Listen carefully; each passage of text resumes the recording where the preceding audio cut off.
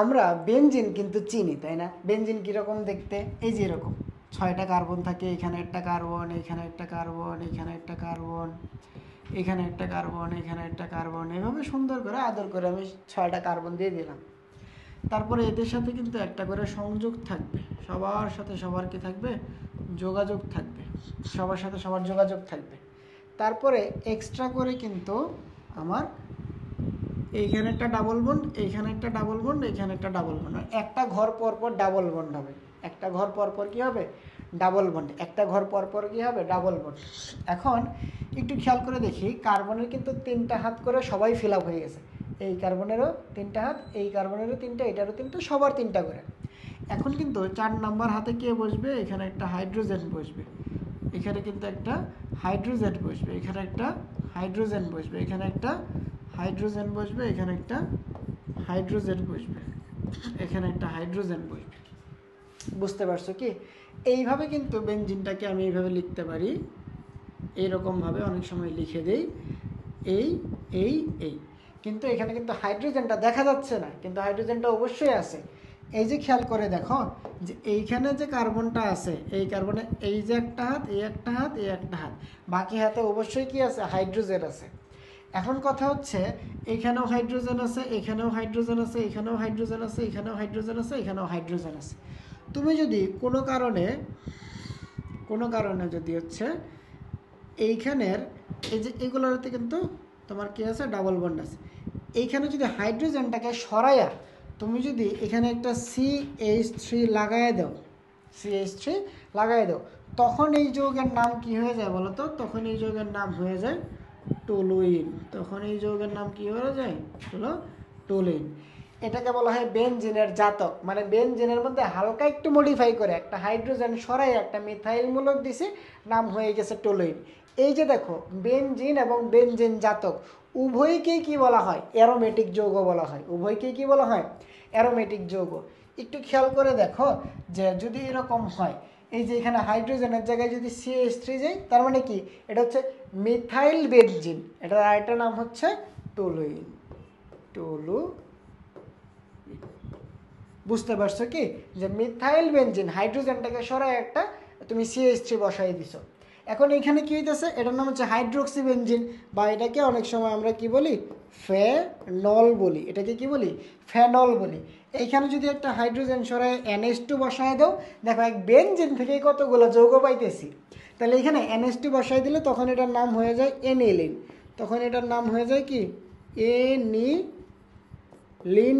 Aniline বলে। আর এটার নাম হচ্ছে, যদি তুমি এখানে হাইড্রোজেনটা বসায় COCH3 অর্থাৎ এসিটনমূলক যোগ করে দাও, তাহলে তো এটার নাম হয়ে যায় এসিটোফেনন। এটার নাম কি হয়ে যায়? এসিটোফেনন। এটার নাম কি হয়ে যায়? এসিটোফেনন। দেখো একটা অ্যালডিহাইড মূলক যদি যোগায় দাও বেনজিনের সাথে, তখন এটার নাম হয়ে যায় বেনজালডিহাইড। বেনজালডিহাইড।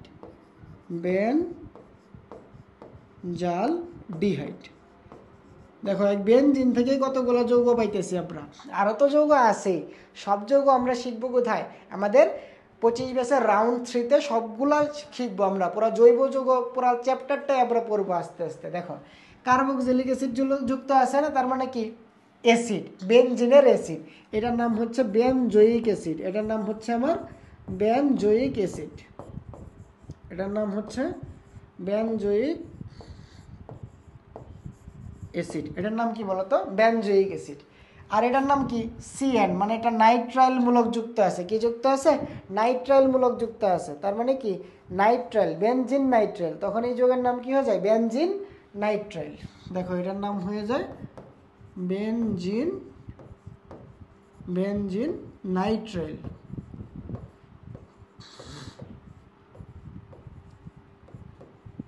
Benzene nitrile. আর দেখো টলুইনের পাশে যদি আরেকটা CH3 মূলক যুক্ত থাকে, আরেকটা যদি থাকে, তখন এটাকে বলা হয় অর্থোজাইলিন। তখন এটা কি বলা হয়? অর্থোজাইলিন। খেয়াল করে দেখো, তখন এটাকে আমরা বলি অর্থোজাইলিন। দেখো CH3 এর ঠিক পাশের কার্বনে যদি থাকে তাহলে অর্থ বলে, যদি উল্টা দিকে থাকে তখন তাকে প্যারা বলে, যদি পাশেরটার সাথে থাকে তখন তাকে মেটা বলে। এই যে দেখো অর্থ মেটা প্যারা, তারপরে অর্থ বেটা প্যারা। অর্থ মানে এই যে সিএসটি যেটাতে যুক্ত আছে তার পাশেরটাকে বলা হয় অর্থ, তার মানে এটাকে বলা হয় অর্থোজাইলিন। অর্থোজাইলিন বুঝাইতে পারছি।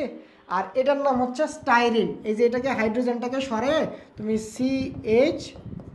CH2 যদি লাগাই দাও তখন এই যৌগটার নাম হয়ে যায় স্টাইরিন।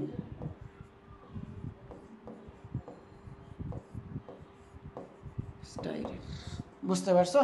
এইভাবে কিন্তু আমরা বেনজিন অর্থাৎ এরোমেটিক যে যৌগগুলো আছে, এরোমেটিক যে যতগুলো যৌগ আছে, এরোমেটিক, নন এরোমেটিক, এলিফেটিক, সকল ধরনের রাসায়নের জৈব যৌগ একদম পানি ভাত করে দেওয়া হবে তোমাদের এইচএসসি 25 ব্যাসের রাউন্ড 3-তে। আমাদের যে রাউন্ড 3 আছে এইচএসসি 25 ব্যাস, একটু খেয়াল করে দেখো। এই যে এইচএসসি 25 ব্যাস তোমাদের রাউন্ড 3-তে আমি জৈব যৌগে কি রাখছি জানো? রাউন্ড 3-তে রাখছি হচ্ছে জৈব যৌগ বা হচ্ছে অর্গানিক কেমিস্ট্রি।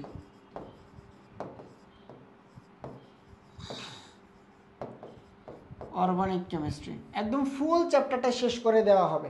তোমার এখানে ক্লাস থাকবে 20+ ক্লাস থাকবে, সবগুলা ক্লাস 1.5 ঘন্টার মতো হবে।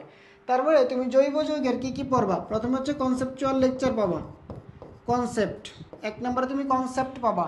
তার পাশাপাশিও তোমার সকল ধরনের সিকিউ সলভ করা হবে, তার পাশাপাশি হচ্ছে এমসিকিউ, এবং শেষে থাকবে হচ্ছে admission standard question. Admission standard question দেখো এখানে কিন্তু আমি শুধু জৈব যৌগ পড়াচ্ছি এরকম না, তোমাদের আসিফ ভাইও কিন্তু তোমাদের রাউন্ড 3-তে ম্যাথ পড়াবেন। ম্যাথের 2টা চ্যাপ্টার থাকবে, তোমাদের কিন্তু ফিজিক্সেরও 3টা চ্যাপ্টার থাকবে, তার পাশাপাশি আমাদের বায়োলজিতেও 3টা বা 2টা চ্যাপ্টার থাকবে। তোমরা আমাদের রাউন্ড 3-তে যুক্ত হইতে পারবা। আমাদের অনুশীলনের যে ফেসবুক পেজ আছে, অনুশীলনের ফেসবুক পেজে যদি তোমরা মেসেজ দাও তাহলে আমাদের কোর্সে যুক্ত হয়ে যেতে পারবা। আর আমাদের কোর্স কিন্তু সব থেকে আমাদের এডটেক যত ইন্ডাস্ট্রি আছে সব থেকে রিজনেবল প্রাইস হচ্ছে আমাদের রাউন্ডগুলা, একাডেমিক সাইকেলগুলা। খেয়াল করে দেখো, একাডেমিক রাউন্ডে আমরা 999 টাকায় আমরা কিন্তু ফিজিক্স, কেমিস্ট্রি, ম্যাথ, বায়োলজি, তুমি 999 টাকায় আমাদের সাথে এই 2.5 মাসের কোর্সে জয়েন হইতে পারো। খেয়াল করে দেখো, আমরা 5টা রাউন্ডে ফুল বই শেষ করে দিই। মনে করো 2.5 মাস করে লাগে এক একটা রাউন্ড, তাহলে 5 মাসে হচ্ছে 12.5 মাসে তোমার সাথে আমার ফিজিক্স, কেমিস্ট্রি, ম্যাথ, বায়োলজি শেষ হয়ে যাবে আমাদের অনুশীলনী প্ল্যাটফর্মে। দেখো টেস্ট পরীক্ষার জন্য তুমি পাবা হচ্ছে 15 মাস, অর্থাৎ টেস্ট পরীক্ষার 2.5 মাস আগে তোমার সিলেবাসটা শেষ হয়ে যাবে। তাহলে তুমি দৌড়াদৌড়ি না করে অনুশীলনীতে কেন আসবা না বলো তো? আচ্ছা, এত কথা না বলে আমরা হচ্ছে যেটুকু পড়াইছি, দেখো অনুশীলনীর কোর্সে ভর্তি হও আর না হও, এই যে এতগুলো যৌগের নাম যে শিখাই দিলাম অ্যারোমেটিক, এটা আশা করি তোমার জীবনে অনেক কাজে লাগবে। যে অনুশীলনী কোর্সে ভর্তি হও না হও, এই যৌগগুলোর নাম মুখস্থ করে নিও, তোমার জৈব যৌগটা একটু সহজ লাগবে। ঠিক আছে, শেষ করে দেবে।